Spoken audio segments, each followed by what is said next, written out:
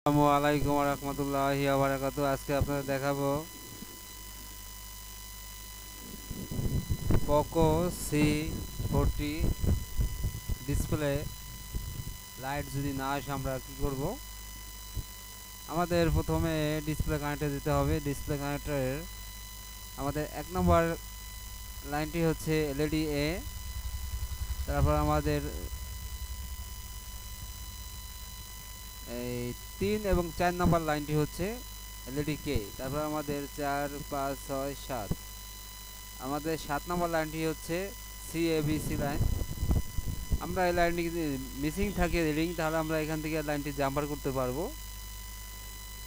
আর যদি আমাদের লাইনটি মিসিং না থাকে তাহলে আমরা আগে লাইনটি রিডিং দেখতে হবে মিসিং আছে কিনা।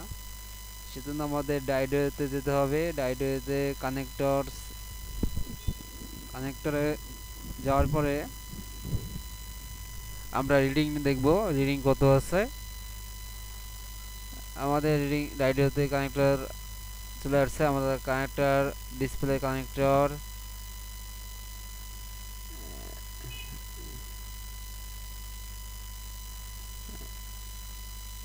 এই যে আমাদের 1 নম্বর এলইডি এ রিডিং হচ্ছে 0.569।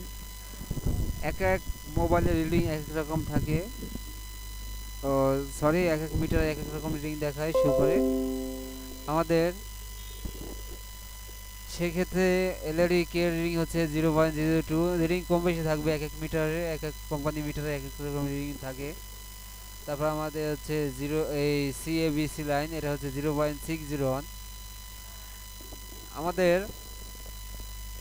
যদি রিডিং এখানে ঠিক থাকে তাহলে আমাদের করণীয় লাইটিং কয়েল, যদি আমাদের লাইটিং কয়েলটি চেঞ্জ করে দেখতে হবে। তারপর আমাদের ভিপিএস পাওয়ারটি আসছে কিনা সেটা চেক করতে হবে।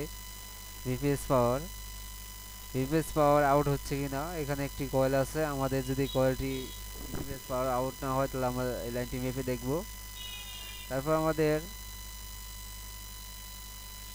চার্জিং এই লাইটিং আইসিটি আমরা যদি আমাদের কয়েল চেঞ্জ করার পরও বোর্ড শু করে, তারপরে যদি আমরা এই লাইট না আসে তাহলে আমাদের চার্জিং এই লাইটিং আইসিটি তুলতে হবে।